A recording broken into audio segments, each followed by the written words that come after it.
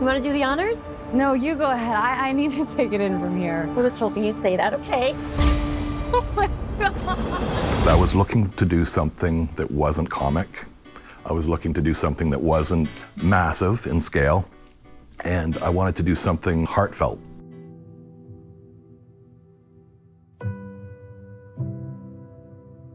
What's your name? Lily. You? Ryle.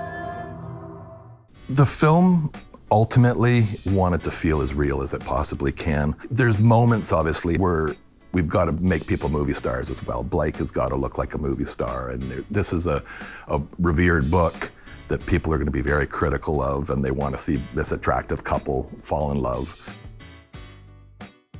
This was my first foray into the Sony Venice 2. It came highly, highly recommended from my DIT, who I've worked with for years. He just said, you're going to be incredibly impressed. Latitude, the toe, the heel, it's incredible. We went for 2 different looks. Lily Bloom, as a young girl, 17, was more desaturated, not quite as rosy, and again, still handheld. Typically, the lighting was a little bit more realistic, a little less theatrical. The contemporary was a little bit warmer, a little more rose-colored, typically lit a little more, played with beauty lighting. Because we were on location, we were shooting in a penthouse type space that is in the movie quite a bit. You couldn't bring cranes really into the space. What I would typically do on stage is we'd pull out a wall, we'd set up a techno crane, or we'd set up a adjustable arm or do something. In that location, we couldn't do it. We wanted to specifically do a shot, as an example, where we start on Blake's feet as she comes out in these classy high heels. We start to wrap up. We wrap around her head. We eventually go deep into the room. It's pretty much a oneer until you get to maybe a minute into the sequence. And we knew the only tool to do it was a Trinity, because you had to go from the floor to up above heads. And Ari came in and killed it. When you start flying around a room like that, again, it makes you feel like you're part of the world.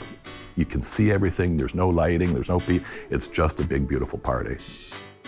We didn't have one studio day in that movie. Everything was shot on location. So inherently, it gives you more of a realistic vibe anyways, as soon as you start doing that. Now, it's a little harder as a filmmaker to get light where you want it, and it's a little harder to put the camera necessarily where you want it, but you make do.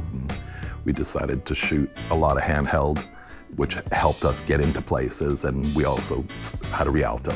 We used Rialto for a lot of the small locations where we needed to get a camera back into a corner. You can handheld the Rialto this big, and it really worked well.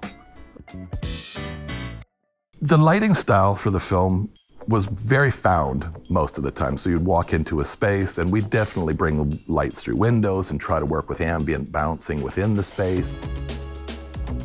We'd control hide LEDs where we needed to supplement things. If I could put up walls at all, I would put up a wall, a soft light wall of some sort, if there was space for it. I think realistically, I'd say that it was mostly found light. Like, we did a lot of practicals.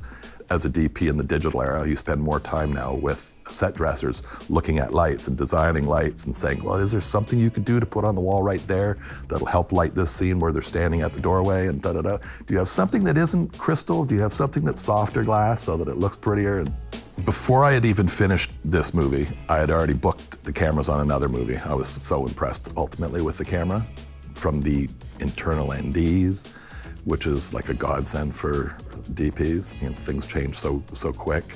The color space was incredible. Skin looked like beautiful skin with doing nothing. You just put your light up and it starts out that way, which is really nice.